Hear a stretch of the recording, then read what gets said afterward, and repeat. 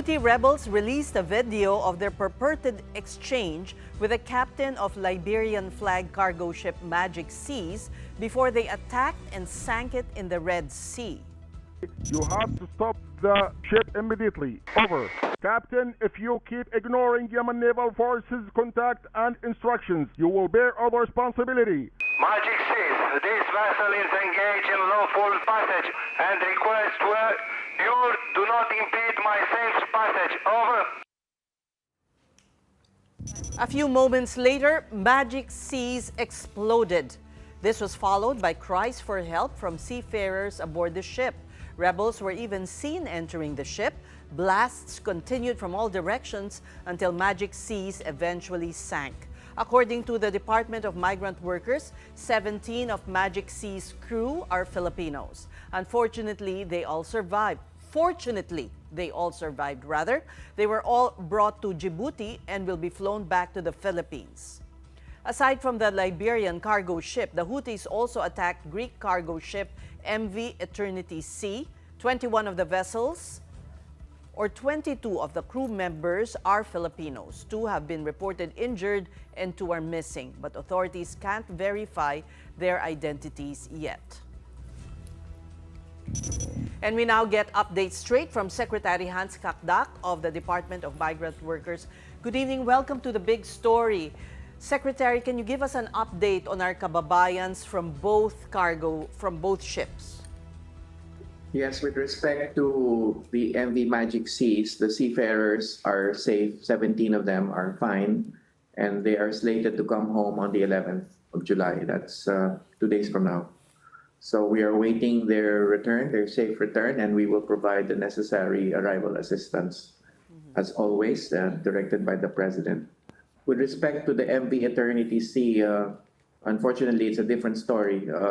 This morning, with 21 Filipino crew, this morning, there was a rescue operation supposed to be undertaken by maritime security firms, and the ship had stalled. The ship was attacked on July 8th, crossing over.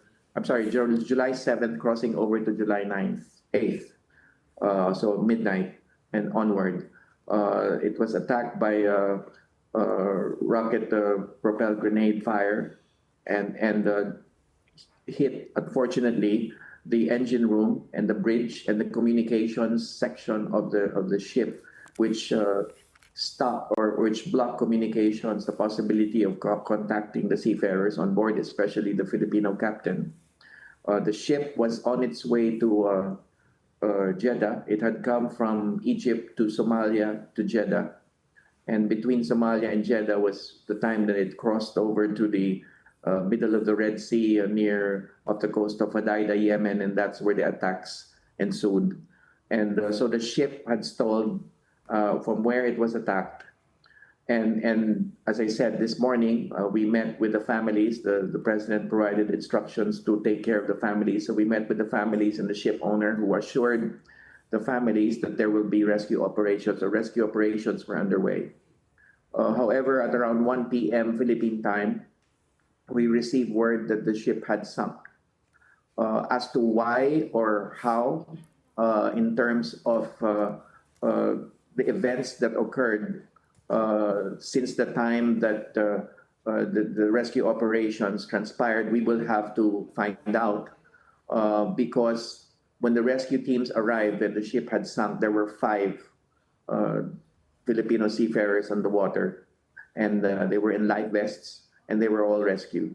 So they're now in safe custody. I just won't disclose by whom and where for security reasons. But we will find out from the 5 as to what transpired exactly, which caused the ship to sink. Now, as for the rest, there is a continuing search operation for the rest. It's still around 3 p.m. Local time, where the ship is, where the seafarers could possibly be.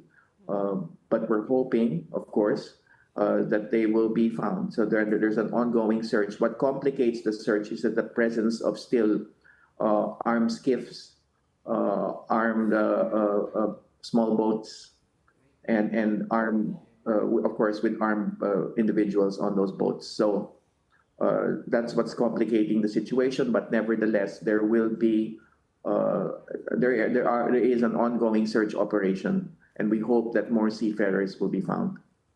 In terms of weather conditions, Secretary, in that area where the Eternity Sea sank, malamig po ba yung tubig?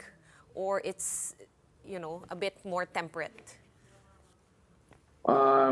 Well, it is the height of summer in that part of the world. I'm just not sure if the cold or the heat would be bearable, but for sure, the 5 who were found had stayed afloat.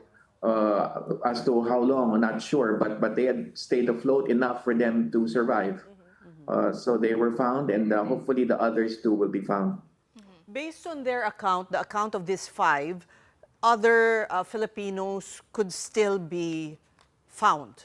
Were they trapped? What did they say? We will find out, but the preliminary information that we have is the possibility that they had gone overboard with their life vests. So we're hoping and praying that that is the case, and hence they could be found. So we will find out, as I said, the greater details of this when we start talking to the 5 who had been found. As to how or why the ship had sunk, because days before, while it had tilted and had been badly damaged, there was no talk of a possible sinking, although of course there were risks that the ship could sink. But we would just want to know the details in terms of the sinking of the ship, and of course as to how they ended up in the water. So we will find these details out more as the days unfold, and we get to see and talk to the 5, and hopefully there could be more than 5. Was the captain one of the 5? We are still trying to confirm this information, Ms. S. Well, Secretary, this is not the first time that Filipino seafarers have been attacked by rebels. In fact, that's why in 2024 there were guidelines that allowed Filipino seafarers to divert their voyages away from the Red Sea, and they could even opt to refuse deployment in high-risk areas. So why does this still continue to happen? Are they deliberately asking to be deployed in these areas despite the risks? Well, there's one thing about the nature of seafaring, and that is one could leave our country and go to a place that is not necessarily in a high-risk area, but in the midst of being between ports of call, it's possible that one could be assigned in an area where there is high risk. But so therefore, the measures that we have in terms of diversion, in terms of reporting, the mining agencies and the ship owners are required to report if they would have seafarers on their ships that navigate across the Red Sea and the Gulf of Aden. There are preliminary findings in this case which indicate that no such report had been submitted, but that is for days to come. What is important at this stage is that we are focused on the effort to rescue the seafarers. And well, right now we have initially already suspended the mining agent and the principal anyway, pending future investigation. So there will be a proper reckoning in terms of the compliance with our rules. There are rules on reporting, risk assessment, the requirement to have armed guards and military escorts on board. All of these requirements will be brought to the fore when we investigate.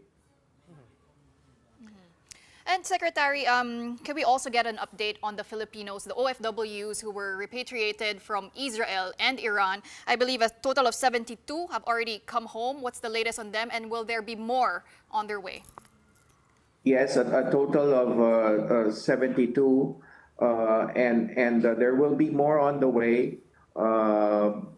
There will be, in fact, as we speak, I just got a message that 18 had been boarded. There's a flight on its way, and there will be 3 other flights up and coming with around 50 59 more arriving in between those 4 flights. So that would be 72 plus 59, so around 131 total by the time the 4th flight arrives around July 16th. Were there some that backed out since tensions have eased? Yes, admittedly, we have around nearly 400 requests for repatriation, but with the ceasefire easing of the tensions, then there have some who have had second thoughts, as we call them. So we have a second thoughts category in our and but still, as we said, of course, with the lowering of the alert level, that might have caused some to have second thoughts. But whether or not the alert level is 2 or 3, it had been lowered from 3 to 2. Whether or not it's 3 or 2, we will still continue, based on the directive of the President, to help those who wish to be repatriated. And of course, the whole of government approach that the President had so designated upon arrival, well, on site and upon arrival. So we are banded together with the DFA, with the DSWD, with the DOTR, with the DOH, and the TESDA. Going back to the issue of our Pinoy seafarers, how can we better protect them? It's getting more and more dangerous to be manning these kinds of vessels in that part of the world. Well, we have right now a ban in terms of those a prohibition, or should I say, for those whose ships had been attacked or those under threat.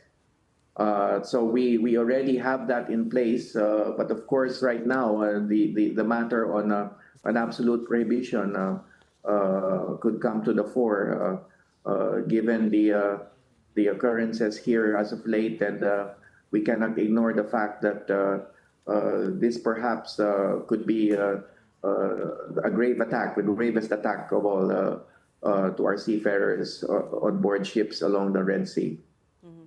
Surely, probably, we can assume, Secretary, that they're offered higher pay in riskier areas, and it may be difficult to turn down. Well, it goes with the nature of the work. As I said, it's double compensation. It's no different from, say, hazard pay in every line of work. Even in government, we have a hazard pay, so to speak. But also, as I said, it's in the nature of the work for one to get an assignment at midstream that will end up to be in a high-risk zone.